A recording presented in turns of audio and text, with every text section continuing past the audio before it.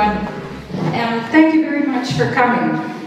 I might have to be looking like this. These lights are a little bright, but I guess we need them for the cameras. So, welcome to the Mercury Jamboree. I think I've learned that it's best to define what the meeting is about. This one is about dental amalgams, as they're commonly called. They are fillings made with mercury. Half of the material in the filling is mercury. So more accurately, they are called mercury fillings. And just so we all know what we're talking about. First of all, I just would give you a little background on how it is that this came about. This citizens' assembly to figure out a way to stop the use of mercury fillings. Last year, Environment Canada, working with Health Canada, held consultations with the public to advise the new regulations on products that contain mercury. The international community is working to reduce and stop the use of mercury in products. So probably people are familiar with things like compact fluorescent light bulbs that have mercury in them, so it's getting rid of those products. I was very perplexed when the recommendations from the committee came out that mercury fillings are to be exempted from the regulations. So that is the single largest source of mercury. That if you have mercury fillings in your mouth, that's the single largest source you will ever be exposed to. So to exempt those from the regulations is preposterous, really. I do have to thank Environment Canada and Health Canada, because if they had not denied me access to one of the documents that informed the public process, I wouldn't have gotten in touch with Dave and Nestor. Because I asked them, after they had come out with this idea to exempt mercury fillings, I asked them for a copy of the report from the International Academy of Oral Medicine and Toxicology. And these gentlemen represent that organization. And it was a public process, but they refused to give me the document. They said it was private. But in today's world, it's very easy to Google and find that the IAOMT, the head office is in the United States, I believe.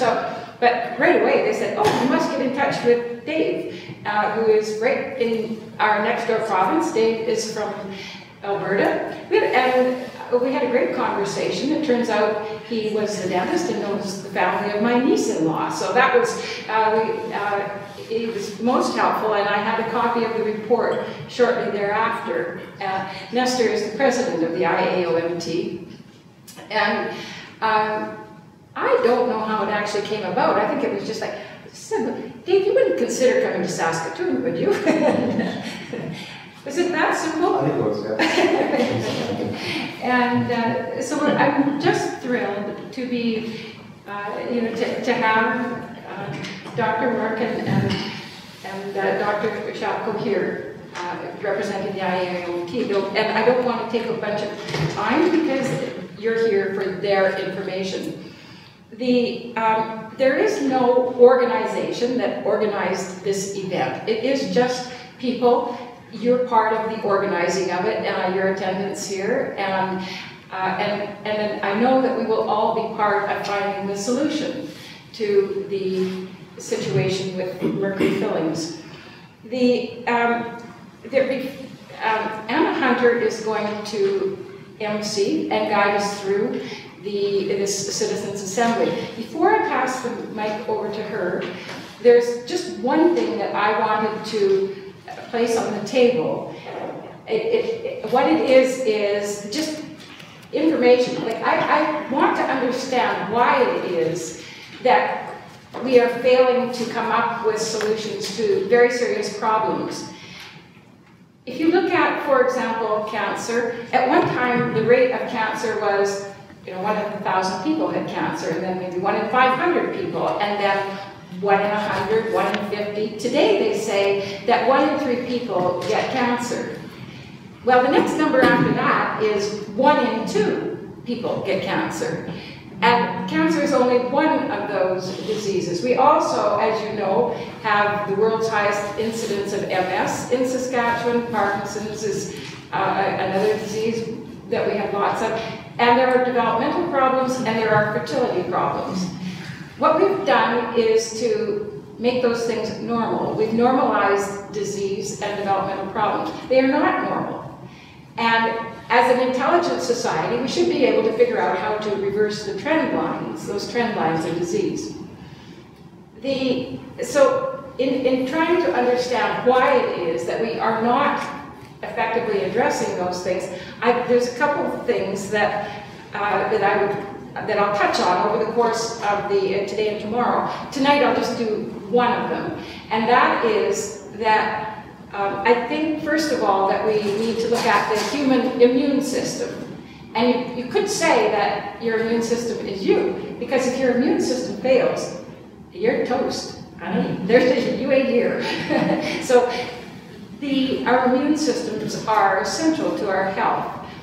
If you then look at, let me just phrase a question. Like, I've been asked, how can you make the statement that mercury fillings cause MS, for example?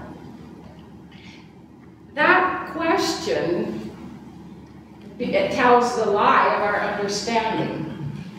The situation is that,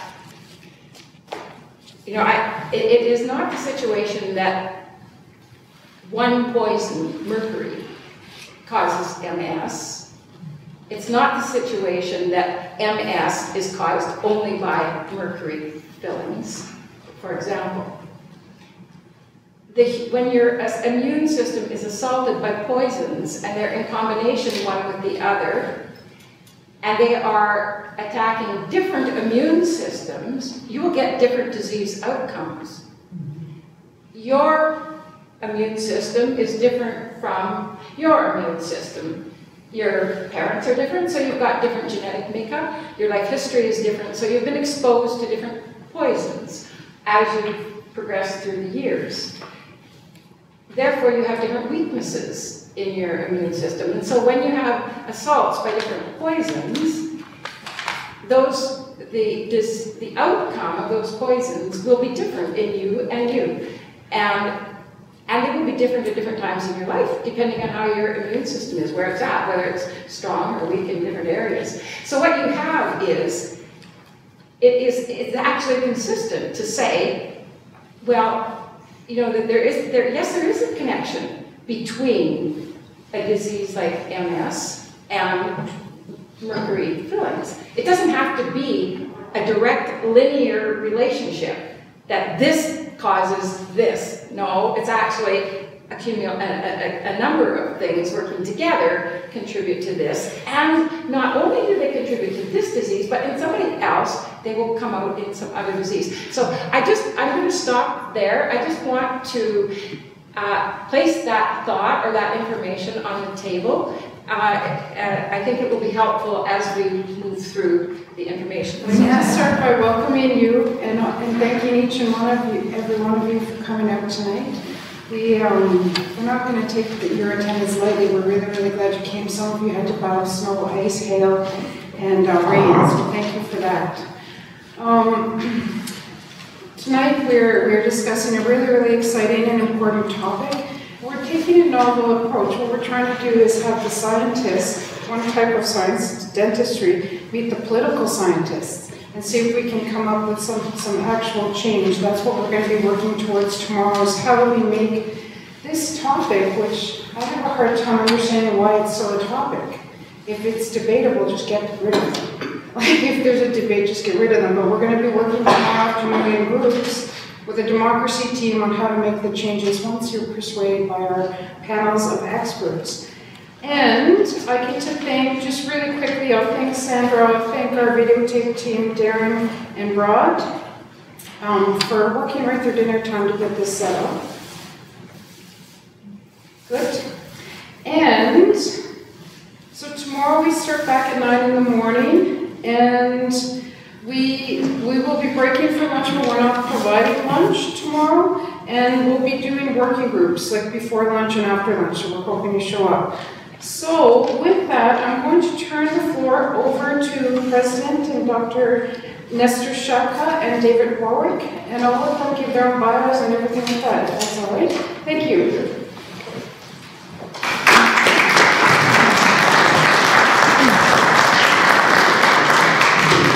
Thank you very much. I appreciate it. I want to thank you for taking over Friday night and coming out and joining us here and joining us in what is very passionate and close to our hearts as far as advocacy for better health. I'm a simple small-town dentist in the town of Bonneville, Alberta. In 2005, we went to a meeting in Kansas City.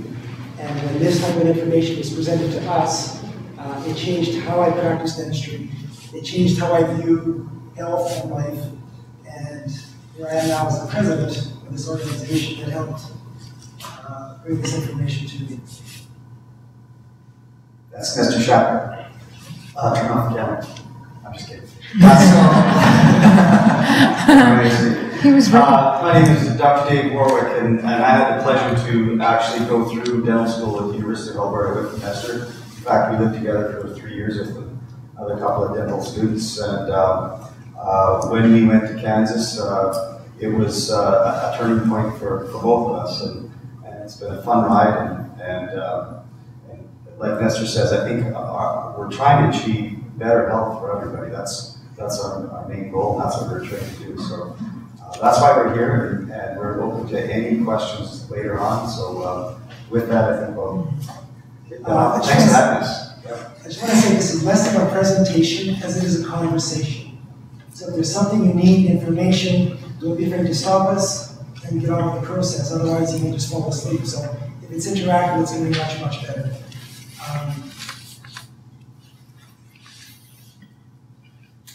First part of the whole presentation, what it's about amalgam. We're here because mercury literally is one of the most toxic substances on the earth.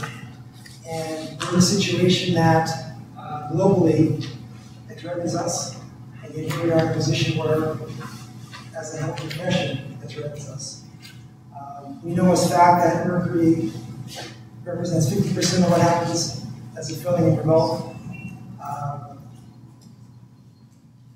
We also know as part of the conversation, when you do any communication, you have to start with certain ground rules and certain principles. And one of the simplest principles is here in the laws of Canada with regards to the Food and Drug Regulations. And that is the organization that would oversee amalgam as a dental filling material. And it says right within the regulations that no person shall sell any device or use the chlorine that shall cause injury. So in the previous slide, knowing that mercury is the most toxic substance going, it's 50% of your filling, and we already have as laws that should be there to protect us. As you suggest, it's why we even have this conversation at all. The Consumers Product Act also has in it what we call a precautionary principle. And what the precautionary principle simply states is, you do not have to have 100% proof that something is wrong in order to take action. And yet with much of the, again, we're on the scientific side, it's the political side that they seem to insist or think that if it's not 100% verifiable, if it's not 100% beyond doubt, which, again, in science, it's like two football teams. Any given day, who's to say who's going to win? It's not what we're talking about. We're talking about health, we're talking about the safety of really the nation. So these are laws that already exist, and yet for some reason they're either ignored or not carried forward. Just as Sandra said, her talk about how there's a multifactorial effect on a lot of diseases. We spent this morning with a group of scientists in Calgary, and we were trying to come up with a way or design a study that would prove that mercury fillings were hurting people.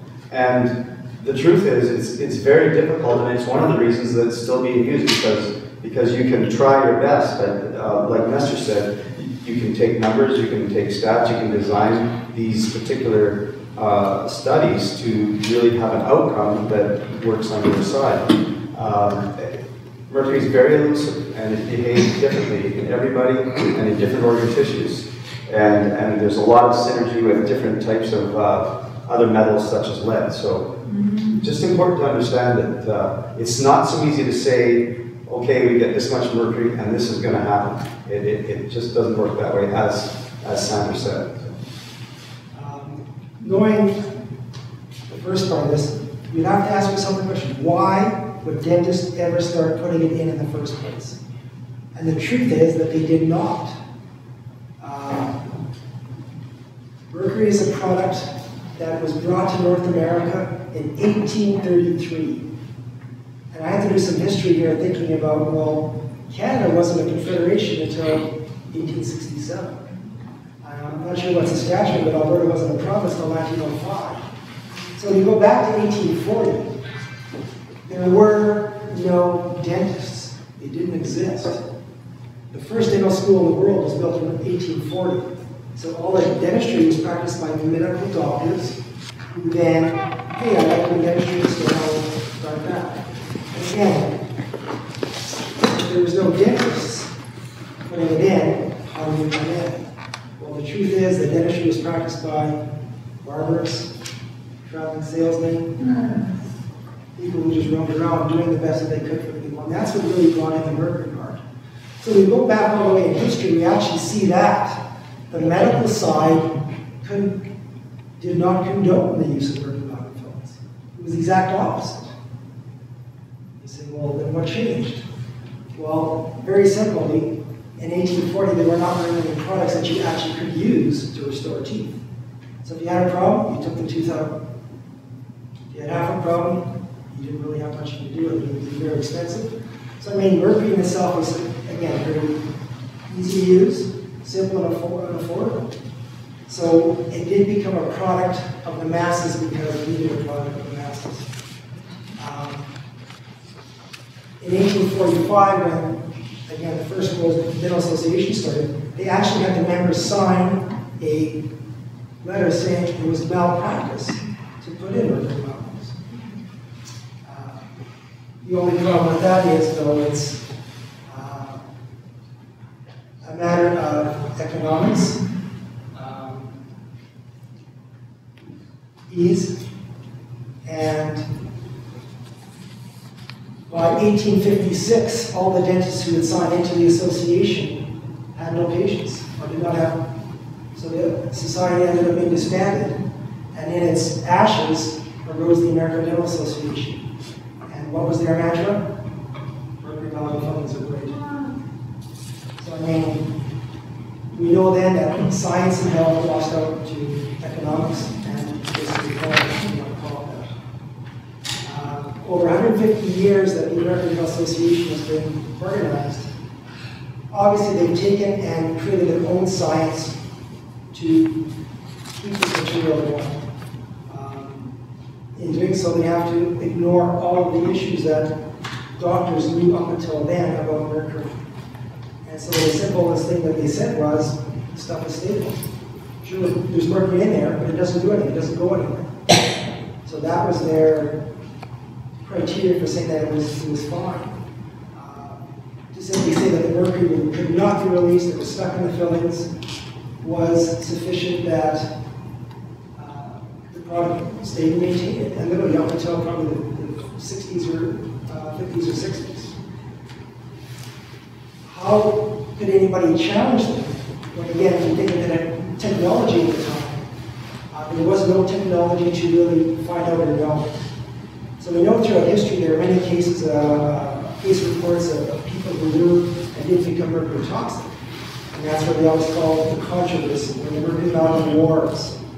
And they say that simply because the only information you could use was anecdotal. But a nice person mentioned they got sick. Wait a minute, come back and it's for my mercury amalgam fillings. Oh no, it doesn't count. And everything they do, it doesn't count. Why? Well, because the mercury's gone and it doesn't come out. couldn't possibly be that, it has to be something else. And that's the difficulty of actually suggesting or saying it's any one specific thing. And again, we're hearing that to this day. Here is a electron micrograph of a surface of a mercury amalgam filling. And it doesn't take much of a scientist to be able to see on there, those are droplets of mercury coming out of the filling. So when they say that it's bound, it's how can it be bound when it's right there? This mercury is coming out from a light pressure load. So I mean, it's no different. If you have a soggy ground, step on it, water comes up. In this case, because it's mercury, it's the mercury. We know as good science that mercury is not stable. In 1991, the World Health Organization acknowledged that the predominant source of human exposure to mercury is from your fillings. That should be of concern to anyone. So all mercury silver fillings leak substantial amounts of mercury constantly. The amount increases with any kind of stimulation, and as a result, mercury from fillings produces the majority of human exposure to mercury. The International Academy of Oral Medicine and Toxicology is extremely concerned about the anecdotal claims of safety by manufacturers and dental trade associations that are at variance with the published peer-reviewed scientific evidence to the contrary. The precautionary principle requires action once the possibility of harm exists. It does not require proof beyond a shadow of a doubt that in the case of heavy metal and xenobiotic exposure is both nearly impossible and unnecessary, in our opinion. What you're seeing is mercury vapor coming off a 25-year-old silver amalgam filling in an extracted tooth. The background is a phosphorescent screen. The mercury vapor absorbs the fluorescent light, and you can see it as a shadow on the screen. This is mercury coming off a filling that was dipped in water that's the same temperature as the human body. This is a filling that was rubbed with a pencil eraser for just a few seconds. Like going to the hygienist and having her clean your teeth. These are not small amounts of mercury. If you can see it, it's more than 1,000 times higher than the Environmental Protection Agency will allow for the air that we breathe. What about the last time you went to the dentist and they drilled on your tooth? Here is the mercury vapor every time you raise the temperature to 110 degrees with hot coffee or warm water, or even chewed on it. Mercury comes off fillings every time you stimulate them, and that stimulation causes the mercury to continue to leak out of the fillings for an hour and a half at a minimum. Some people grind their teeth. Some people chew gum. The dentist might send an old gold crown to the dental lab to be welded. How about the dental personnel? They're not being given informed consent. Environment Canada, as we speak, knows that mercury amalgam is not a stable element. And they know that because we have a major push to make sure that no mercury amalgam enters the environment. So we now have precautions as far as mercury separators in our office. We have precautions as far as any biohazardous waste has to be collected special and sent to a biohazard. Again, the only way that mercury amalgam can leave our office is in your mouth. Again, our technology finally developed to the point where we could actually measure the amount of mercury coming off. And you saw from the videos that at some point it's still repaired. The industry was forced to change their story, and all of a sudden became, well, it's only minuscule amounts of mercury that comes off, as a way of minimizing the fact that toxins are entering your body. But when you talk about poisons, or actually any product for that matter, it's the dose that makes the poison. So whether it's sugar, salts, you name it, depending on the dose, determines whether that material is, in fact, toxic to human health. And that's what we need to analyze and consider when we're thinking about safety. Well, again, getting back, mercury is the most toxic of the heavy metals. It's the most toxic non-radioactive element. So the government's always set standards, and obviously for protection, whether it's foods, drugs, chemicals, the government sets standards. But when they do that, they always use the entire scientific base of knowledge to do it.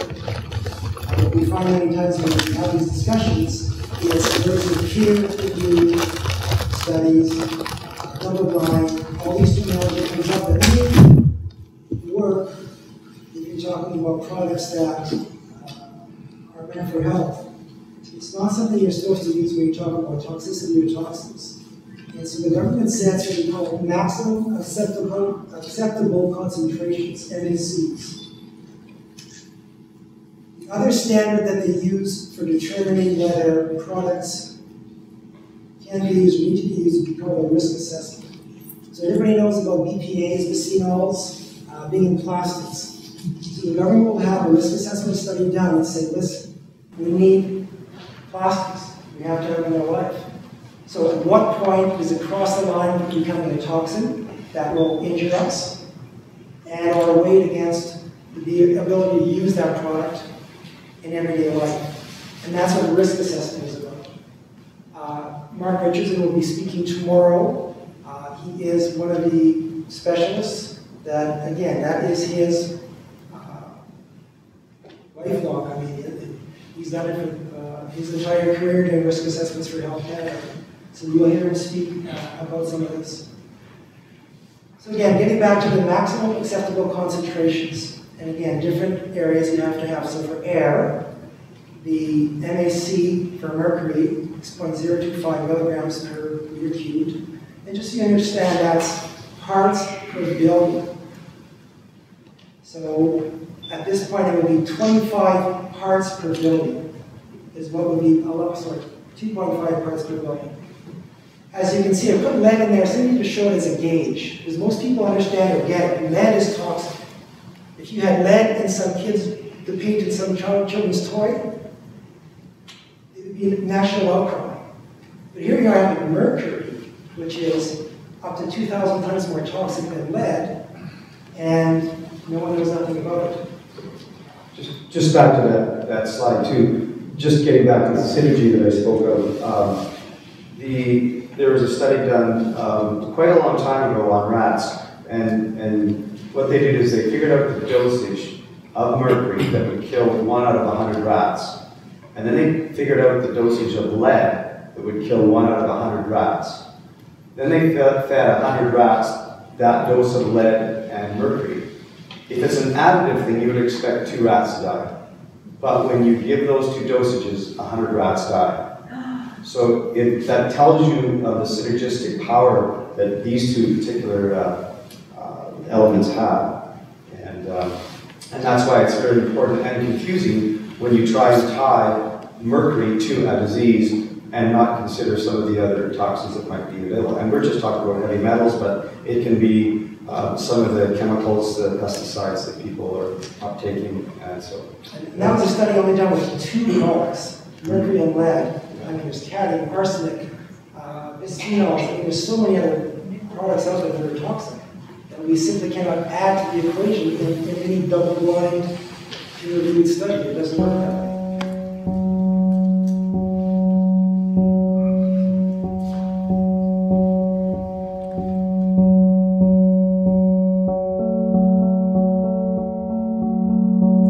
Mercury is the most poisonous, naturally occurring substance on the planet.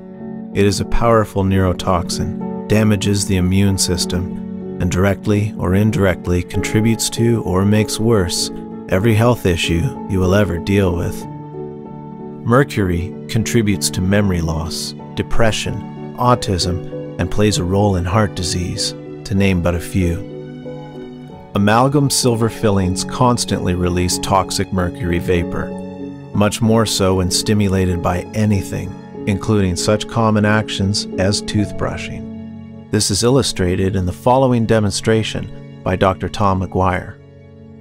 So what I'll do is I'm going to take a reading of the ambient air around the filling, above the filling, you might say, and we'll get a reading there. Then I'll take a reading of the filling.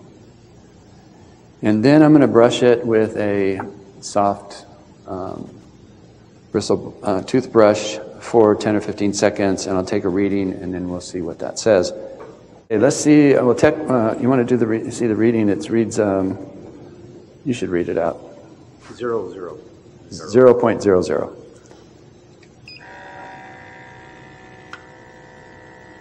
It takes about 15 second sampling of the air, and then it's computerized, and so it projects it into the air. Okay, what's it say now? 0.00. Okay. Now here's the amalgam. Has an MOD in it.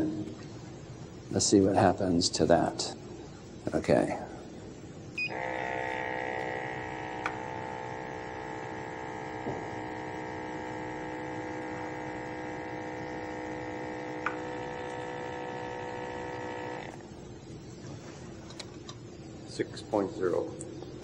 Zero. And that's multiplied by 3 trillion, by the way. 3.00, so 3 micrograms per cubic meter. And I'm 6, I'm sorry. Thank you. That's why I have somebody up here, you know. So let's give it some brushing here. Depending on the brush, how hard it is and how much pressure you put on it, that's all going to affect. Also, a high copper amalgam, that non-gamma 2 will also affect it. By the way, the high copper amalgam releases 50 times more mercury given the same temperature stimulation as the older ones. 260.7. That's micrograms do that. So you get a pretty good idea now that the idea of mercury coming off of amalgam filling, even with a common form of stimulation, can be significant. Now, if you see the way that if you divide this up in the middle, you see on the left side, you have chewing your food and 36 micrograms per cubic meter of air. Toothbrushing, 200. Tooth grinding, 350. Wet polishing, 500. Again, micrograms per cubic meter of air. Dry brushing, 600. And unsafe removal, 1,000. A telling demonstration, but what do the numbers actually mean? Remember, mercury vapor in any quantity is poisonous and has profound psychological and physical effects. Here are just some of the psychological and emotional symptoms of chronic mercury poisoning.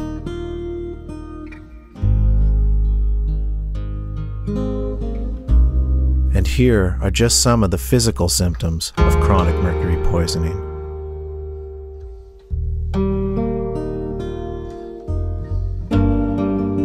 In addition, these are some diseases related to chronic mercury poisoning.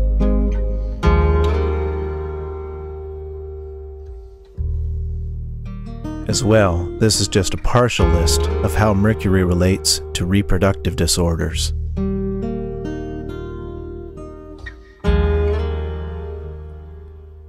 Regardless of a dentist's belief about whether or not mercury amalgam fillings are a health hazard, you have seen that removing them unsafely can generate toxic levels of mercury vapor, exposing the dentist, the dental staff, and the patient.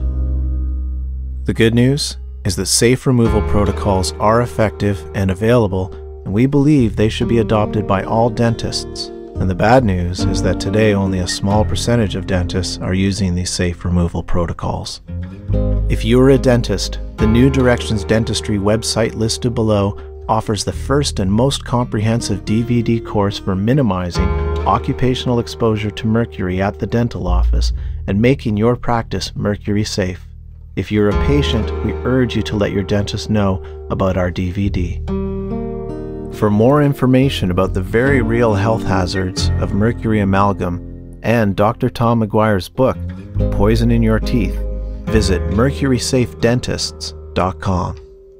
There you'll also find the largest, most comprehensive online directory of mercury safe dentists. And thank you for watching.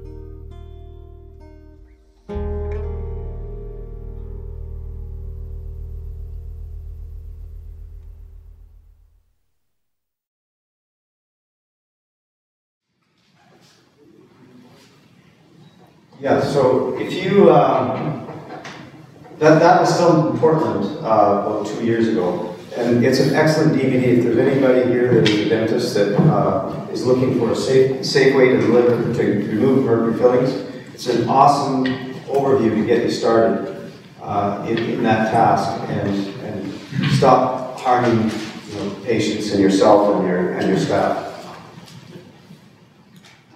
Just so you have a reference point, right now, occupational health and safety has a maximum allowable ceiling, meaning you're not to go above that ever if you're in the room or you're breathing that air, of 100 micrograms.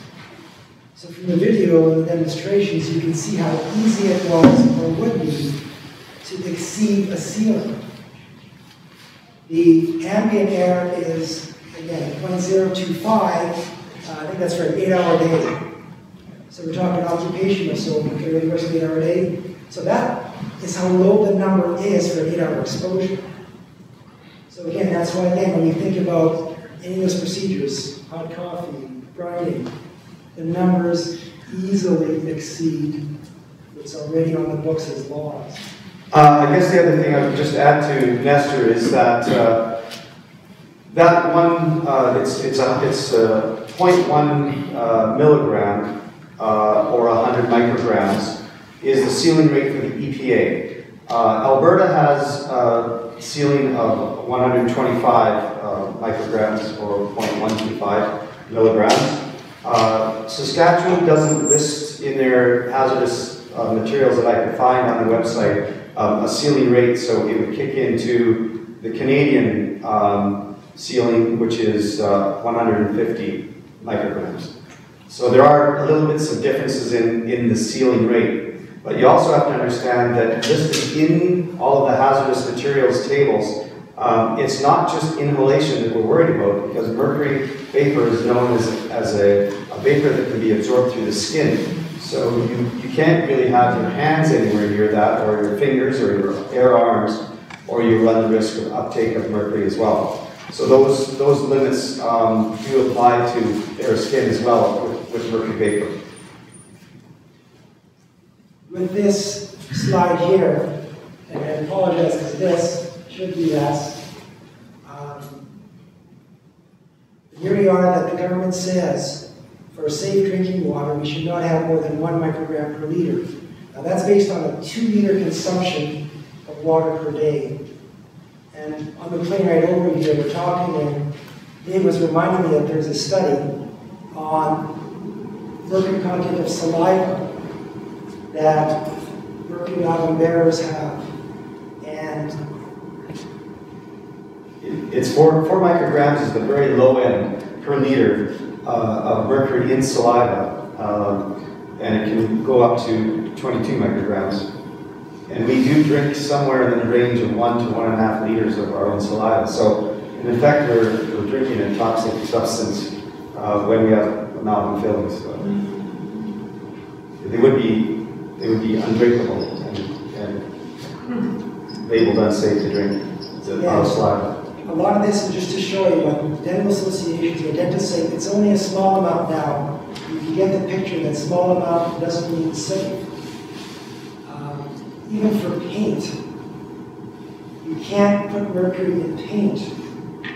It's there as a contaminant, so they have to have a MAC for it. But yet, we put it in people's mouths. If we do the math on what obviously if they're calling it safe, this is what we end up with. That all those small numbers, with the exception of the one product, that is actually implanted in the body. Have you gentlemen made this presentation to higher authorities like Health Canada or Canadian Dental Association? Or? Absolutely. Not the presentation so much as we brought this information forward, brought the science forward. But there's not a lot of science for sure yet, simply because, again, it's a conversation to get the process going. And what's their response? It's one of passing the buck right now, but we're still in the process of. We're gonna go through a part of this then we'll talk about that a little bit more. Yeah. Yes. That's only inorganic mercury. If you mix it with staph and you get methyl mercury, which is 1,000 times more toxic. Correct. Mix it with the bacteria, which is Correct. normally found. I didn't put it in the presentation, but it's one of the excuses they also use. They seem to want to minimize elemental mercury and say, oh, but it's not methyl mercury, which is more poisonous. And yet we have studies showing how mercury from amalgam is methylated in the environment. Or in the gut. So that's why they're saying, well, you can't have it in the environment. But what they don't realize, we are an environment within ourselves. And the studies show that we do methylate the mercury in our own bodies, in our gut, in our mouth, because you have the same bacteria, you have the same types of flora. They just do the same thing. But they won't accept that because now and again, you have to look at the methyl mercury side of it, which they're really ignoring everything before. And we talk in terms of inorganic mercury because that's what's coming off of the pills. That's a start. Again, everyone knows how they say don't eat the fish. And that's why, again, the entire world is, the United Nations coming out with the environmental program to stop the global pollution. And why? So we can save the fish. And when we actually look at, and this is from 1991 when the World Health Organization did their first study on mercury, when we looked at the sources, we're not getting that much from air. This is a body burden. We're not getting that much from water. Yes, we're getting it from foods. But we also know as fact that 80% of the average, up to 80% of the average person's working body burden comes from the amalgam fillings. So anytime they want to say, don't eat the fish, don't, but there's no conversation to don't put the amalgam.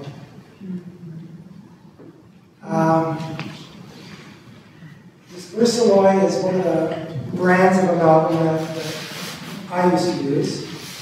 And we get product manufacturer sheets on all our products. And specifically, they say it's contraindicated for expectant mothers, children, patients with severe renal deficiency, and that's kidneys, because mercury is known and accepted to damage the kidneys. People that are allergic to mercury, and when you have metals to metals. So that's what the, includes a content to the similar metals. In 1996, Health Canada was asked to revisit the idea of having amalgam on the market. And so they convened a committee to do just that. And they came up with this great and amazing list of recommendations. However, these recommendations were already known as the contraindications. For children, for pregnant females, for kidney patients, should not be used, precautions when you're using the treatments, not for allergic patients, do not in contact with other metals. So they never really came up with something new, but they made it sound like they were doing something important. The only real difference that they said it made different was patients have the right to decline treatment with any material. And yet we know that there are populations that don't have that choice. Medical services will only pay for mercury amalgams in posterior restorations. So, again, the I call it contradiction. It doesn't make any sense. Just go back to the other slide there, Esther. Just to answer your question, we have been going through each one of these points and emailing and sending hard copy letters to our Chief Dental Officer in Canada. And we, so far, have sent the pregnant females, the children. We haven't quite sent the kidney, it might be going soon. We've done some work on some of the newer science and the risks involved with different medical situations. The answer to our letters is essentially that the Chief Dental Officer is not responsible or accountable for making these integrated into our society, because they're not. For example, since 1996, when this came out, for sure there's been an average of 330,000 amalgam fillings put into children just in Quebec alone. Mark Richardson tomorrow morning will give you the exact number of how many mercury fillings have been put into children since 1996. Many times you'll see gold crowns in contact or braces in contact with amalgam fillings. That creates a galvanism or electricity which increases the vaporization of the mercury out. So we see these things broken all of the time. They're not being held, they're not being followed. And they're putting people at increased risk. We know that because Health Canada said it. So our challenge, and this may be an action, is to continue to press for just trying to mandate Health Canada to integrate and assimilate the recommendations that they made in 1996. Was that the Richardson report? That's exactly right. That's what I thought. I always wondered why they didn't uphold it. Yeah. And then Vindy's work before that. Correct. University of Calgary. How come that's not applicable? What happened with the Richardson report is, if you're doing a substance, if you're doing an assessment, the risk assessment is the correct way to do it. So Mark did the risk assessment. They didn't like the answer they got. Yeah. So what did they do? They brought in all these experts, so-called experts, but experts, to then go through his risk assessment and tear it apart. Well, he had done 30, 60, 100 prior to that. Not aware. As soon as he touched this one. And so within the actual guidelines, there is specific statements saying, well, some of the conclusions he drawn there were not typical, so we just left it aside. But it's a good study. Again, politics entered the arena of science. Science lost out, and basically he just got put aside.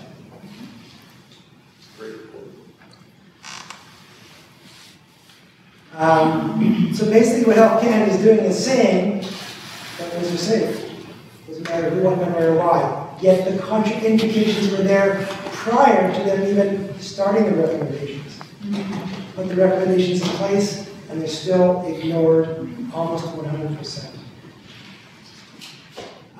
One of the world's leading authorities is Professor Mats Berlin. He's Professor Emeritus of Environmental Medicine in Sweden. He led 2 World Health Organization, that's World Health Organization, conferences on mercury. So he didn't get to be the chair because he was a so-called expert. He actually is an expert. And when the Swedish government started to look at that, they asked him to do a report for them, which came out in 2002. Obviously, his testimony is very simple, that we're realizing that the amount of mercury it takes to see actual effects is decreasing over time, and now the margin of safety is no longer there. This is, again, a simple slide that you can see from the diagonal downwards from 1970 to 2000, how as we get smarter, as we have better technology to actually measure these, as we have better technology to actually assess patients and health, the numbers keep getting lower and lower and lower and lower for mercury as far as how much you're actually allowed to have in the body without effects. And yet here we have a very important piece of information right from the World Health Organization, the paper on mercury in healthcare. Mercury is highly toxic. Recent studies suggest that mercury may have no threshold below which some adverse effects do not occur. So this is coming already from the World Health Organization. Lower down in this paper, it specifically says dental amalgam is the single largest source that you have. Yet if you go to the World Health Organization and ask them about mercury amalgam, what's their answer? It's safe and effective. In 2006, we had, the AMT had literally taken a lawsuit to the FDA because they have never classified mercury amalgam in the United States. So the FDA created what they call the white paper. Their list of studies saying this study shows it's safe, this study shows it's and compile this into this document called the white paper. And they they put it to an independent panel to review, which they hoped to pass. Their own handpicked panel of experts looked at the data and specifically says, I'm sorry, there's not enough information here to prove the stuff is actually safe. So thankfully their own committee had enough balls, thank you, to stand up and say no. They didn't say it wasn't safe, because they weren't asked that question. But they definitely answered the question. It's not a reasonable conclusion to say it's safe. 2 years later, they magically declared it safe anyways, without any restrictions. So we petitioned them again, and thankfully they granted us the petition, and we commissioned a new risk assessment. Because the old one that was done was in 1996 for Health Canada, and this was 2010, so 14 years later. On the American public. On the American public. Mark Richardson did this for us as well. And then once again, they convened the committee, handpicked by the FDA, which likes the novel. And again, this committee came to the conclusion that it should not be used in pregnant women, it should not be used in kids. So again, it's the same mantra. To date, this is 2012, and we still have not had a rule in lines. So again, it's difficult to get them to move. In this slide, you'll see it's 2005, and I'm sure this is still current in 2012. But the Canadian Dental Association has their blanket statement. Scientific evidence indicates no significant risks are involved.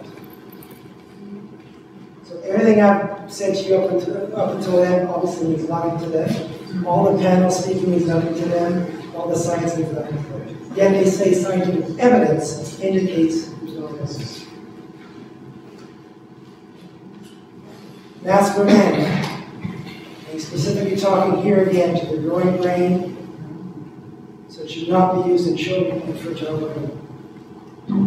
Sweden and Norway themselves have ended the use of amalgam in their countries. Now, Sweden did it, and was lucky to do it because masculine was 13. Because of the team member, and even now, I'm led to believe that it was not until medical ethicists entered the picture in the political scene, meaning people who are actually concerned with the moral and ethical values of putting mercury in people, that this change occurred.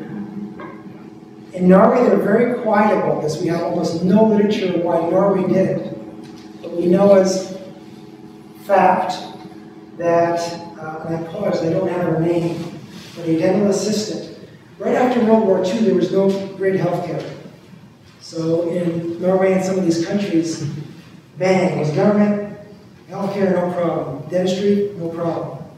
So they recruited hundreds, if not thousands, of dental assistants or nurses to mix, place, and fill the teeth of the population now that they have this wonderful technology.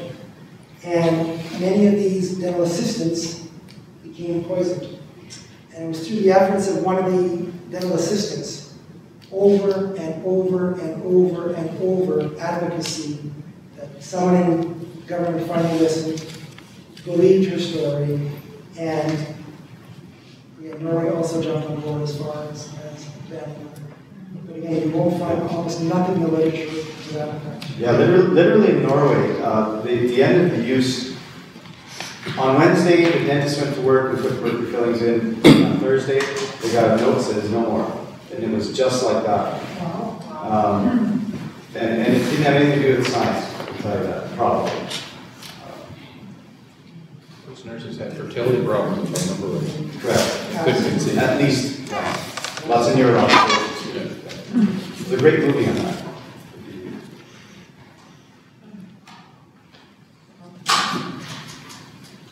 Yes, anymore, and that's what it's specifically saying, because of the certain actions, this type of biochemical dynamics in the cell, amalgam is no longer an acceptable restoration. Now, I put these in ad infinitum because, to this day, if you ask dental societies, if you ask dental institutions, mercury was banned in Sweden because of environmental concerns. Not once will they stand up and actually read the report where I've put over and over and over. There are real health reasons that are used for not using mercury amalgam. This is from the International Occupational Safety Health Information Center from 1999. Long-term exposure to heavy metals may result in slow progressing physical, muscular, and neurological degenerative processes that mimic Alzheimer's, Parkinson's disease, muscular dystrophy, and multiple sclerosis. Allergies are not uncommon, and repeated long-term contact with some metals or their compounds may even cause cancer. Now again, I'm not sure where it ever can suggest there isn't the issue of health potential, deleterious health potential effects. It's been known for a long time. Mass Berlin, again, specifically is saying, if you have a disease state or an autoimmune disease, it doesn't say go look for plastics, it doesn't say go look for lead, or he's telling you to look specifically for mercury released from amalgam. So for him to say this statement is profound in itself. And that gets down to what we were suggesting before. It's hard to pin that down, but he has physically said that. Mark Houston, who is a cardiologist, has been doing, obviously, his research. Again, is specifically saying mercury toxicity needs to be evaluated. Anyone that has unknown reasons for any cardiovascular diseases. So again, that's very specific. Does anyone in our government or healthcare actually care? Again, I go back to, we already have it as laws. You shouldn't have to prove something to the nth degree for them to listen. You shouldn't have to not use the precautionary principle which says, in case of any doubt, err on the side of caution. Dentistry, I always been proud to say it was preventative based. I don't understand why, with all this evidence, they still choose to prevent amalgam, because that's not prevention. It doesn't get any simpler than that. For medical reasons, amalgam needs to be stopped. And again, here they are, still in 2009, saying dental amalgam is considered safe, affordable, and durable. Right at the same time that they have the gall. It's a little out of focus maybe up on top for you, but there's the ADA logo called ADA Accepted Approved. Almost next to the skull and crossbones. That's an amalgam container. There have been a number of lawsuits with regards to mercury amalgam. And in one of them they were named as, I think it's the defendant? Yeah. Yeah. This was their statement in the lawsuit. Basically it says the ADA owes no legal duty of care to protect the public from allegedly dangerous materials. The ADA's only alleged involvement in the product was to provide information regarding its use. Dissemination of information relating to the practice of dentistry does not create a duty of care to protect the public from injury. And what many of us forget to understand is the Canadian Dental Association and the American Dental Association are trade organizations. They're not health organizations, but they're trade organizations. And the American Dental Association has over 155,000 members. So you can believe they have a lot of power and they have a lot of clout. Should we maybe take a break right now and Maybe that's what he's doing for us. Yeah. Why can't they change? What is the big deal? Why did it have to be mercury? It's durable, it's effective, it's cheap, and they've used it for 160 or 170 years. That's the only answer I can give you that makes any sense. And because they can. What do they use in Sweden and Norway then? We have within our academy members that have been members for 25, 30 years and have never placed in the mercury amalgam filling. Some of them are retired, never placed in the mercury amalgam filling. You can use composites, you can use ceramics, and you can even use gold. It is doable. I mean, Dave probably hasn't placed one almost ever, and I was placing them up until 2005, so I haven't placed one since. Yes? To answer your question, though, I think there's a little bit more depth to that question. And there's always speculation on the side of the people that do support and the organizations that do support the use of amalgam. And one of them is the risk of legality. And because they maintain the safety through all of what you've seen, and there's much, much more than this. We didn't get into the science and the harm that is being created.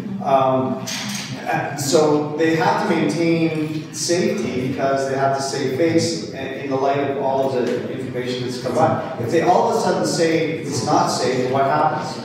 So, yeah, so litigation. Yeah. Now, what's concerning is right now there's a massive move globally to form a treaty, a legally binding treaty to reduce the amount of mercury-containing products. Right now, amalgam is kind of quasi-exempt from that, as per Sanders' talk about Canada's position. It's sort of, they're kind of working on that language.